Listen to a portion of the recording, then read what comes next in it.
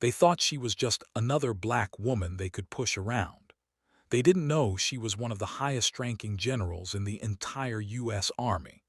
They didn't know one phone call would flip their world upside down and end 2 careers that night.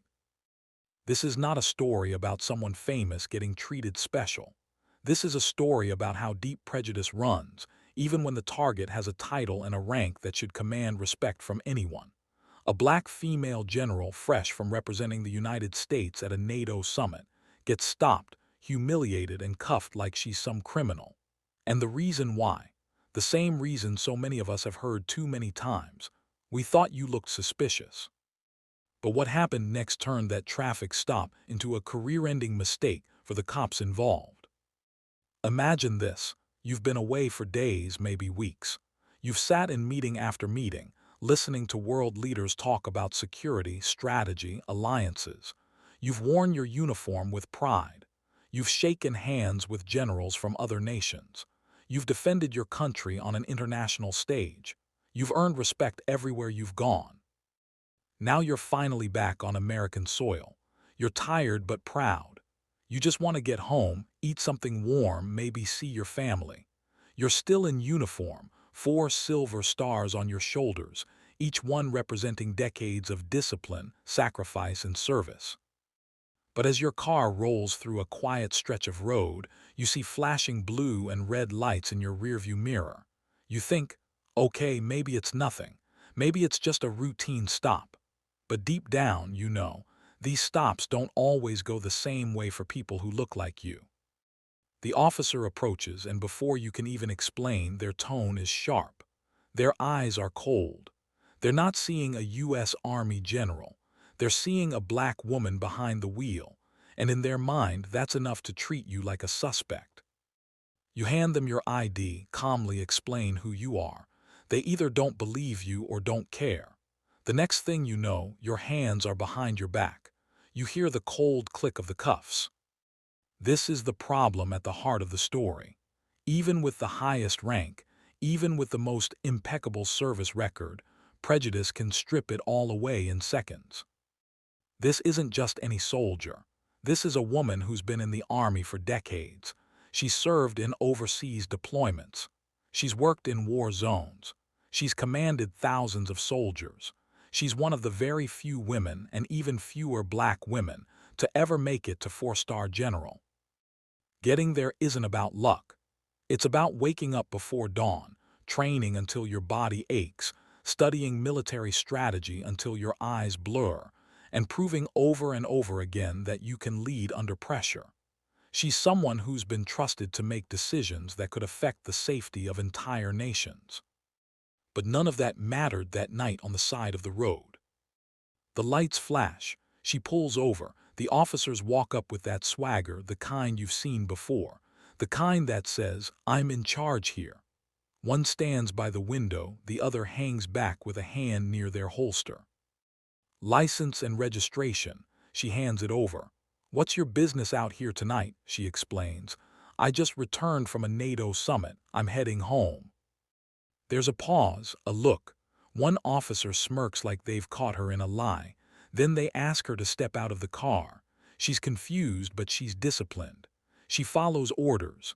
That's what she's been doing her whole life, following and giving orders. But instead of a quick conversation, they move in closer. One of them reaches for her wrists. She says, "Is there a reason for this?" They don't answer. The cuffs snap shut. Now think about that moment. You've spent your life defending the country these men are supposed to serve. You've held more responsibility than they could imagine. But right now, in their eyes, you're just another black body they can control. The metal is cold. Not cold like winter air, cold like a fact you can't change. Cold like the truth that no matter what you've done for this country, one wrong officer with the wrong attitude can strip you down to suspect in seconds. Her wrists ache already. Not because the cuffs are too tight, though they are, but because she knows what these cuffs mean. They're not just a restraint. They're a statement. They're saying, "We own this moment. We decide what happens to you." She keeps her chin level, keeps her breathing steady. Decades of military discipline kicking in. You don't panic. You don't argue. You don't give them anything to twist into a threat or resistance later on. But her mind is moving faster than her pulse. She's thinking about her grandfather, a man who wore the uniform in the Second World War but still had to enter buildings through the back door when he came home. She's thinking about her father who told her the first time she ever drove alone. If the police stop you, keep your hands where they can see them. Don't make sudden moves. Don't raise your voice. That was decades ago.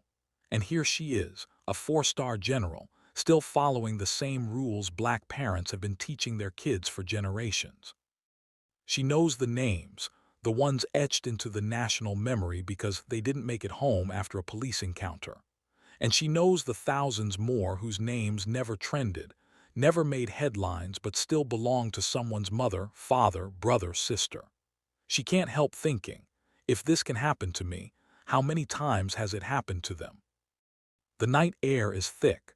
Her uniform feels heavier now, like the weight of all those years of service is pressing down harder.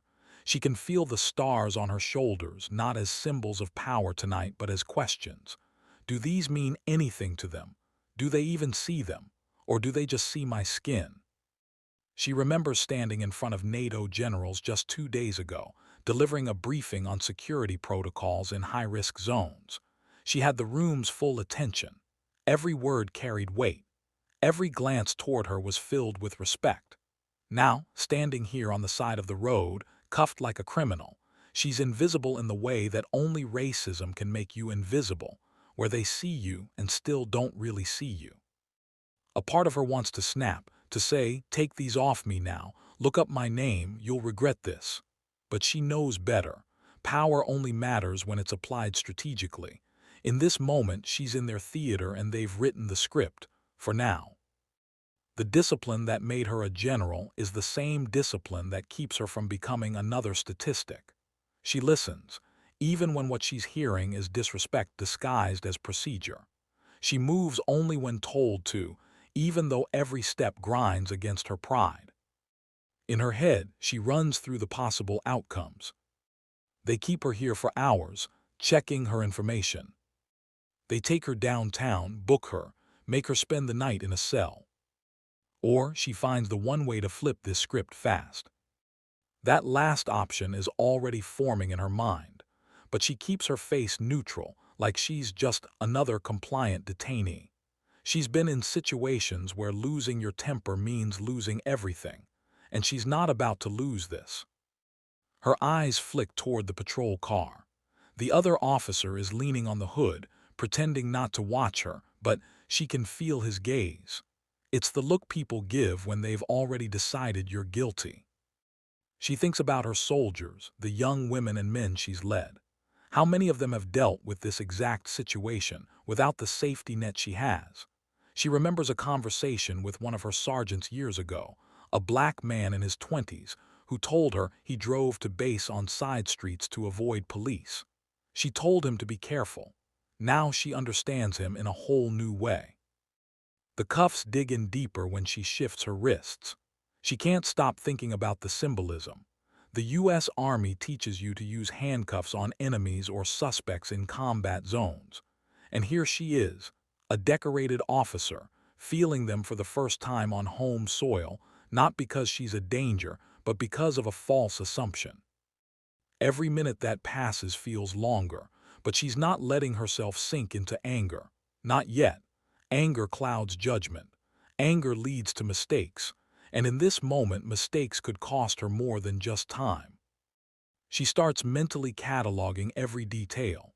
The badge numbers, the way the taller one keeps his hand near his holster, the smirk on the shorter one's face when the cuffs clicked. This is more than a traffic stop now, it's evidence. Part of her training is knowing the chain of command. These two aren't at the top. They answer to someone, and that someone answers to someone else, all the way up the ladder. She knows exactly how far up that ladder she can go, higher than these men can even imagine. And that's when the thought crystallizes. She doesn't have to wait for this to play out on their terms. She can call in her own chain of command. She can end this before it turns into a longer, uglier fight. But she still has to time it right. If she pushes too soon, they could double down, escalate, claim she was interfering. She needs them to hand her the phone willingly, so there's no claim she broke protocol. For now, she stays still, lets them think they're in control. But inside, she's already drawing up the plan. Her eyes meet the taller officer for a moment. There's no smile, no visible defiance, just a steady, unreadable look. The kind of look that says, you have no idea who you're dealing with. And soon, they're going to find out. When the cuffs are on and she's standing by the patrol car, she asks, "Am I under arrest?" They dodge the question. That's when she asks if she can make a phone call. The officer hesitates but hands her the phone. She doesn't call a lawyer. She doesn't call family. She calls the Pentagon. The number rings once, twice. Then a voice answers, a voice that knows exactly who she is. "This is General," she starts. She lays out the situation in crisp military detail. No wasted words, no emotion, just facts. The person on the other end doesn't ask for more info. They already know this is a problem.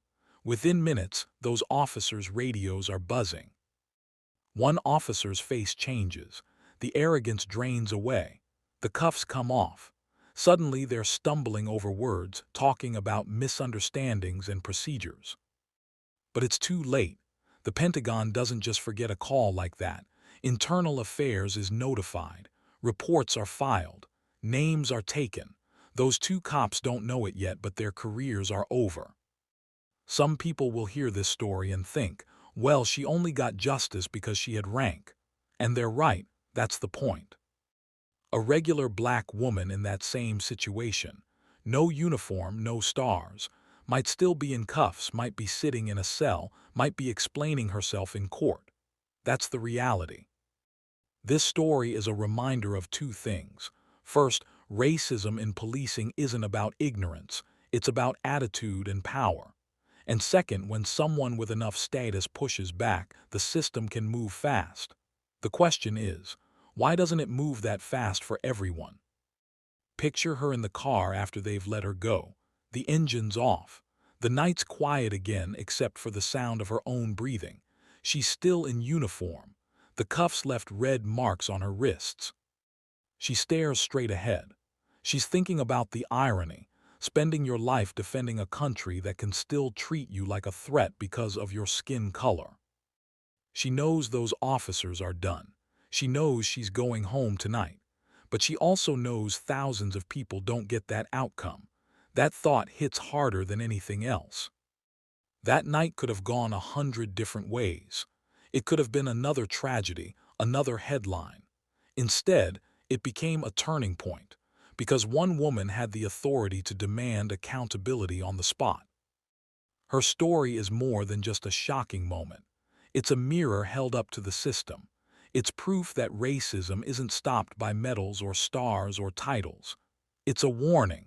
If this can happen to a four-star general, it can happen to anyone. And maybe that's the lesson. Respect shouldn't depend on rank. Dignity shouldn't depend on power. But until it does, stories like this will keep happening, and we'll keep telling them. Subscribe so you don't miss the next story they don't want you to hear.